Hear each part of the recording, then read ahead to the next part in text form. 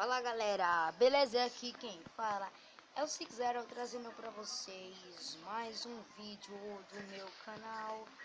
Então galera, no vídeo de hoje galera, eu trago pra vocês como vocês botarem nomes coloridos aí, letras coloridas que digo, aí no seu nas plaquinhas do seu Minecraft Pocket Edition.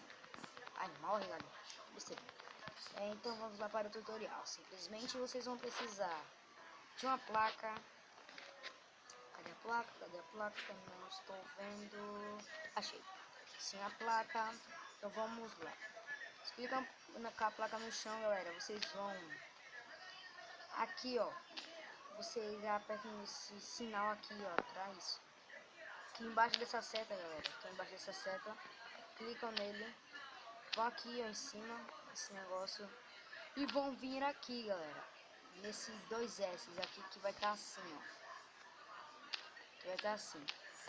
Aí vocês apertam, seguram e botam um número aleatório, tipo 2, 3, 4, 5, mas eu vou botar o número 2, que eu acho mais bonito. T tutorial.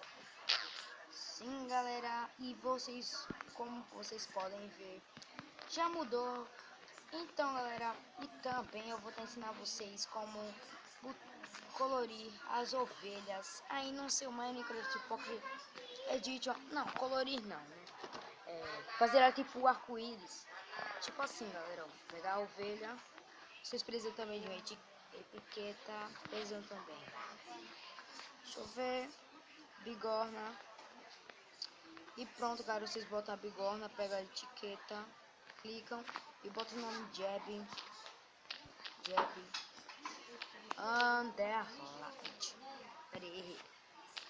Jab Underline. Galera, eu vou cortar aqui o vídeo, daqui a pouco eu volto. E pronto, galera, voltei! E pronto, galera, vai ter aqui a etiqueta com o nome Jab Underline. Eles pegam a ovelha, colocam no chão e nele. Pronto, galera, vocês podem ver que ela vai estar ficando colorida. Sim, vai ficar colorida. Ó,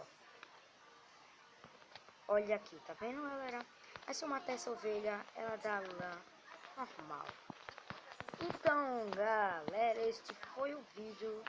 Espero que vocês tenham gostado. Se vocês gostaram, não se esqueça de deixar o seu like, favorito, se inscreve no canal. Se não for inscrito,